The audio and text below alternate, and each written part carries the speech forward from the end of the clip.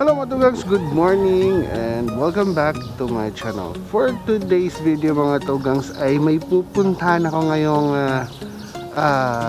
isang tao na pwede kong tulungan sa kanyang online business.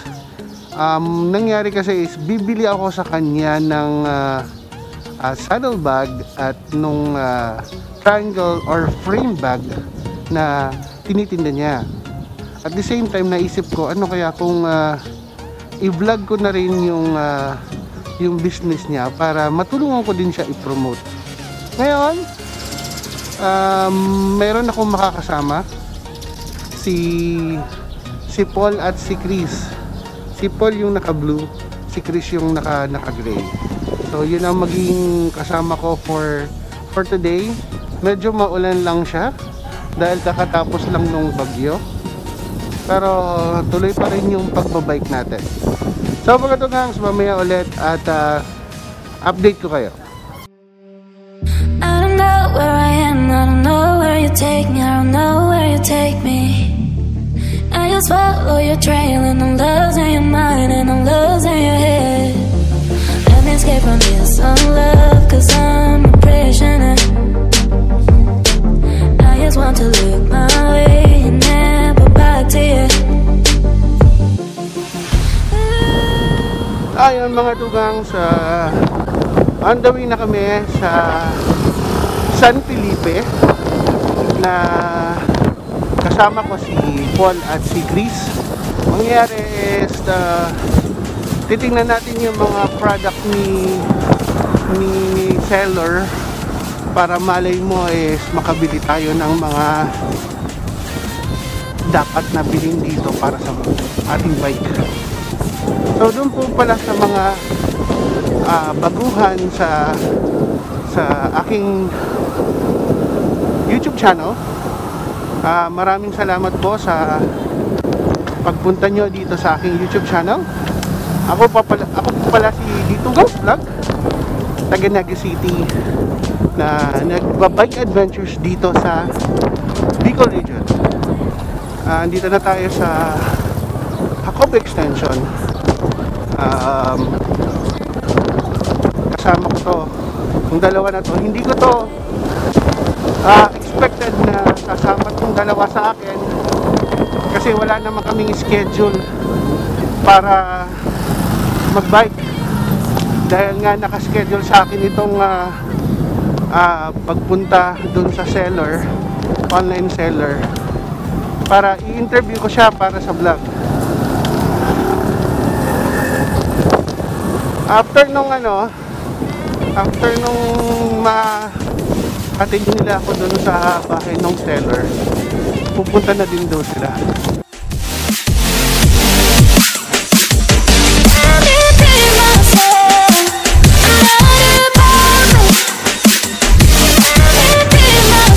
Ang kwento ng pagbili ko ng frame bag kay seller dahil sa ang dami kong dalang gamit lagi. So hirap na hirap akong magbike na may bag sa likod ko.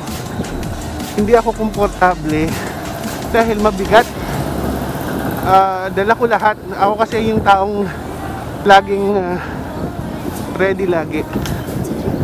Dapat lagi may charger, may power bank, dapat may mga connectors sa mga ganon. So para madali lang siya, halimbawa kung nalolobat, madali lang makapag-charge. Kung may mga connectors na naghumihiram tong mga kaibigan ko, may napapahiram ako. So yun, lalo na ngayon may dala akong monopod at tripod kasi dahil nga sa babalag ako. So andito na kami ngayon sa Peña Francia Avenue, papuntang San Felipe.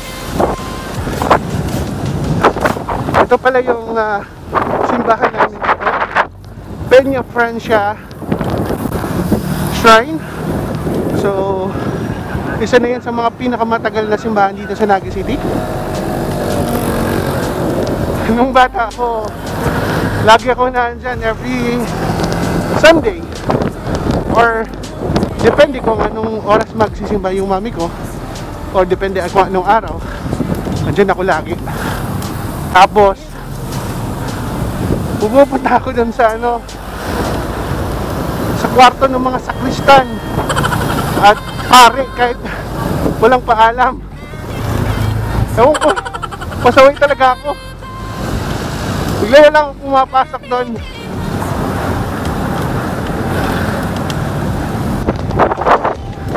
Sabi ni seller, after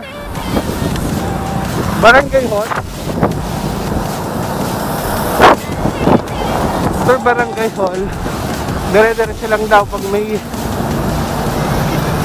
road daw papasok. Dire-diretsuin ko lang daw yun. Tapos yun, makikita ko na yung bahay nila na 3-story building daw at may tarpaulin. So check natin. Malayo nyo, hindi ko agad makuha.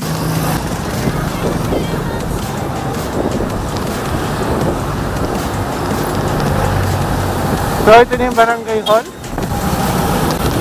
Ayun, may papasok. So papasok tayo dito. So, sabi nung seller, dire-diretso lang daw. So dire-diretso. Tingnan natin.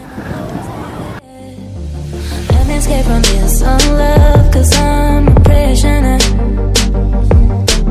I just want to look my way and never back to you. Diretso pa rin ba? Kahit paliko? Joke. Ayun, ito na ata. Ito na ata. Hello po, ako po si Daniel J.V. Ramos, 20 years old, currently first year college sa Ateneo Dinaga. Tapos meron akong isang small business na inaatupag, which is about sa cycling apparels and cycling needs. And meron din akong Facebook page na entitled siyang Ride and Hustle, na nasa Facebook siya. Pwede niyo siyang bisitahin doon, mag-message doon at mag-order po doon. Nag-start siya last year nung nagka-pandemic dito sa Pilipinas. And yun, wala akong magawa noon. Tapos una, wala naman talaga sa bala ko na mag-business. Kumbaga nagsimula dito sa bandana. Na una nun, yung meron akong Chinese na kaibigan, tapos sinabi niya sa akin na kung meron ba akong gawa, tapos sabi ko wala naman masyado. Sabi, ano kaya kung tulungan mo ako magbenta ng ganito bandana? Tapos sabi ko, wala naman akong hilig dyan eh. Pero sige, subukan natin. Tapos yun, nagsimula ako dito. Nag-order muna akong kakaunti lang, mga siguro 15 pieces. Nagsimula ako sa 15 pieces. Tapos hanggang sa ganun, yung nakita ko, in-invest ko ulit, ginawa ko ulit sa kapital hanggang sa magdagdag. Tapos hanggang sa ganito, naging ganito siya. Paunti-unti lang talaga.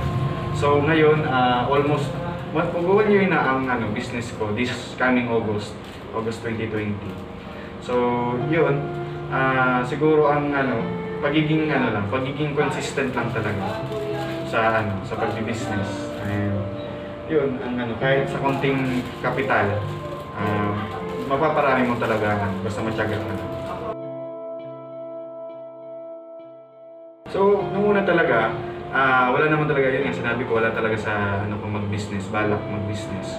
Ang ko noon, una ko talagang pangarap is maging seaman, kagaya ng father ko. Seaman rin siya. Tapos yun, naisipan ko na mag-seaman na rin ako. Kaso nung yun nga, nagka-pandemic, tapos nahilig ako sa pag-business. Tapos na-realize ko na lang na okay ito okay na trabaho or kaya negosyo kapag ninegosyo. Kaya ayun, tapos simula noon, hindi ko rin namalayan na nahihilig na pala ako sa pagbi-business. Kumbaga, out of the blue or parang, na-realize ko na lang na ganito na pala ang napundar ko or nahiligan ko sa ngayon sa buhay ko. Oh, matagal na pong nagbabike. Siguro mga 3 years na, 3 to 4 years. So, nung una noon, wala namang masyadong hilig sa bike. Tapos, si father ko talaga ang mahilig magbabike. Tapos, yun, kapag walang pasok, sinasama niya ako sa pagbabike. Pero nung mga short ride lang. Tapos ngayon, nung nagka-pandemic, mas nag-boom yung cycling community. Mas nahilig ako sa pagbabike. Yung mga kaibigan ko, mas nagbabike na rin sila. Tapos, yun, kahit saan ako nakakarating sa sa Isarog, sa Balatan, sa dulo ng mga Kamsul, sa Calabanga, sa Tinambak. Ayun. So itong bike na to is originally kay father ko. Tapos kumbaga ako lang nag-aalaga, ako naman since wala siya. So matagal na to sa amin siguro way back 2014, 2013. Kaya matagal na siya, old model na siya. Kumbaga inalagaan na lang talaga para mag-preserve. So yun, una nga kay father ko, siya ang gumagamit. Tapos dito lang siya nagbabay. Tapos hanggang sa ako na in-upgrade ko na, binaguhan ko ng bar tape, nilagyan ko ng mga speedometer, ng ilaw, tapos inalagaan. Yun, kahit paano, marami na kami pinagsamahan sa father ko. Meron po.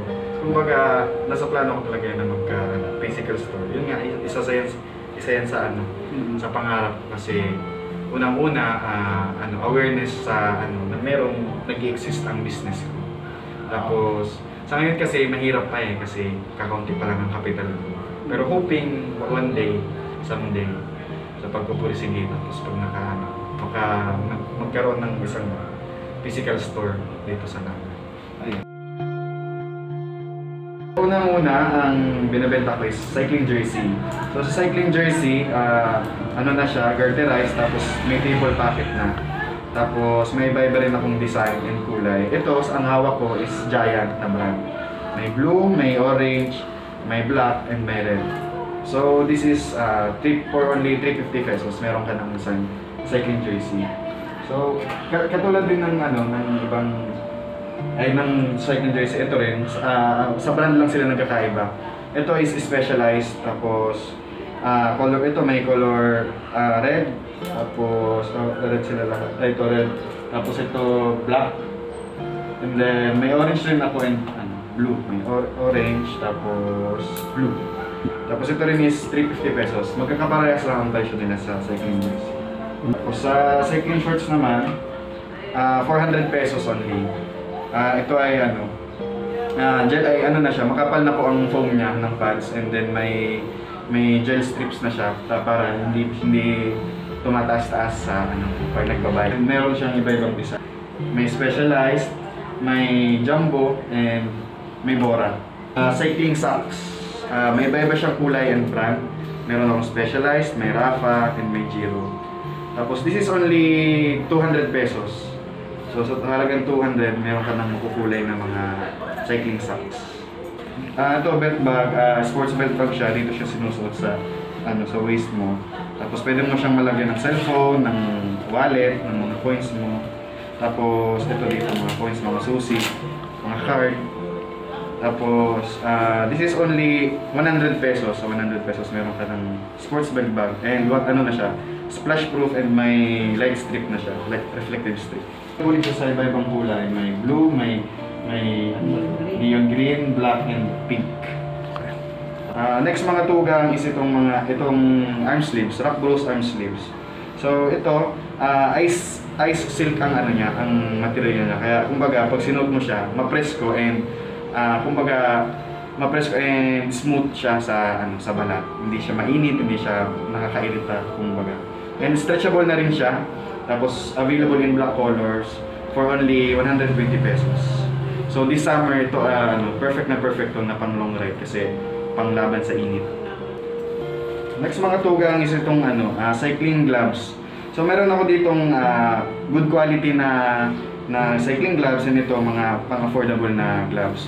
So dito sa good quality, na siya, gel padded na siya, tapos medyo hindi siya masyadong makapal para kumbaga fit na fit sa kamay mo.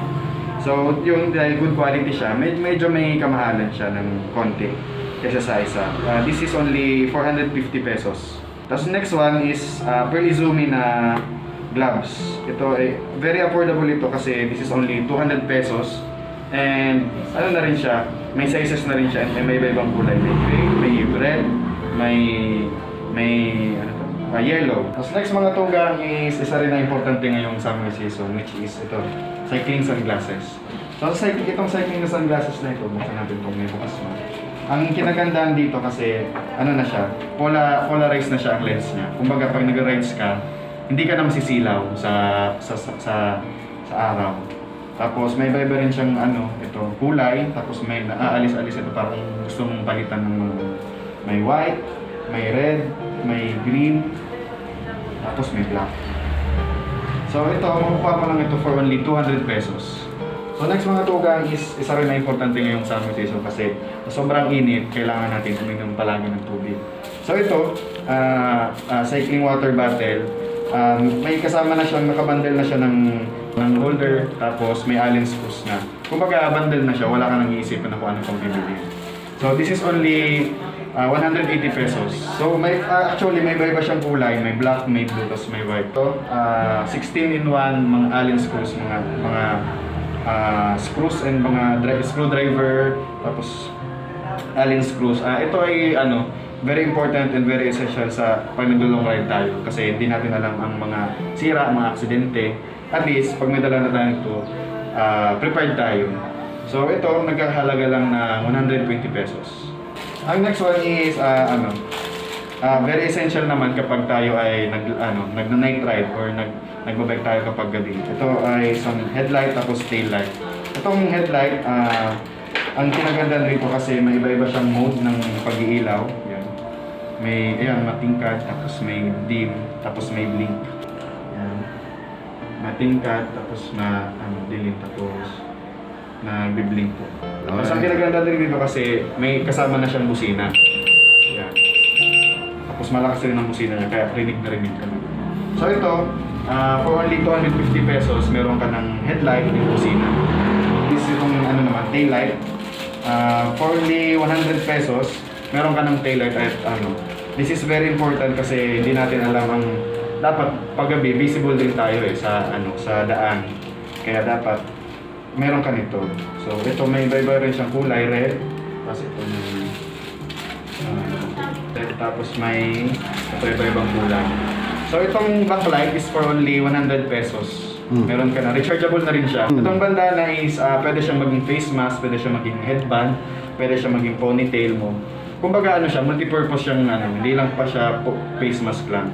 So maganda rin dito kasi stretchable siya, tapos hindi siya masyadong makapal para makahinga ka ng mabuti sa pag-bike mo. Okay. So ito binibenta ko lang ng 50 pesos. So ang next is yung binili ng ating katugang.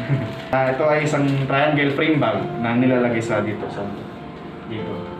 Yeah. Tapos ang maganda rin ito kasi pag nag-long ride tayo, dito mo na ilalagay yung mga gamit mo, hindi na sa likod or kung saan na bag kasi nakakapagpabigat pa sa sa katawan.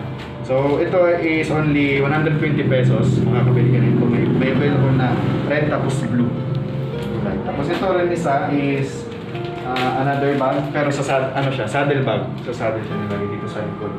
Tapos ito ang parehas naman siya ng purpose kung bagalagayan mo ng gamit.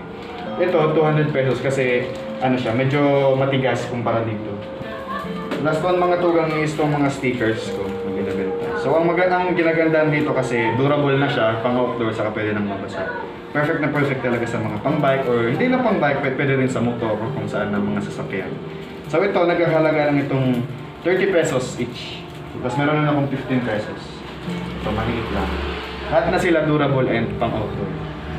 So yun mga tugang, inibintahan ko po kayo na magbisita sa aking Facebook page na entitled na Grind and Hustle. Nandoon rin ang aking mga item and pwede ka rin mag-message doon kung anong mga order nyo. Tapos nagtitinda rin kami sa Carolina Crossing, doon sa may bakery. Doon kami nagpwesto ng mga paninda. Tapos pwede rin kayo doon bumili po. Nagtitinda kami doon every Saturday and Sunday. Kaya iniimbitahan ko po kayo na kung sakaling kayo ay magbabike pataas, magbisita po kayo doon. Yeah. So, thank you very much kuya sa allow mo sa akin dito sa inyong bahay na maka-interview ka, at salamat na din sa kay mami at kay kuya dito sa likod ko na nakasupport sa iyo habang ini-interview ka. So maraming salamat. So thank you very much talaga, at soon malay mo magiging okay na yung yung business. So thank you very much ulit mga kuya. Thank you. So yung mga tugangs, tapos na ako. So na-interview ko na si kuya. So very happy ako na sa pagiging masipag niya. 20 years old. Just imagine mga tugangs, 20 years old pero nagbi-business na agad siya. Ganon yung ganda nung mindset niya na magnegosyo sa younger age, diba? So mga tugangs, thank you very much sa pag-stay nyo dito sa aking YouTube channel. Lalo na doon sa mga laging nakasubaybay sa aking mga videos. So mga tugangs, thank you very much, at mag-iingat kayo lagi, and always remember, God is good all the time. Thank you very much mga tugangs. See you on my next vlog.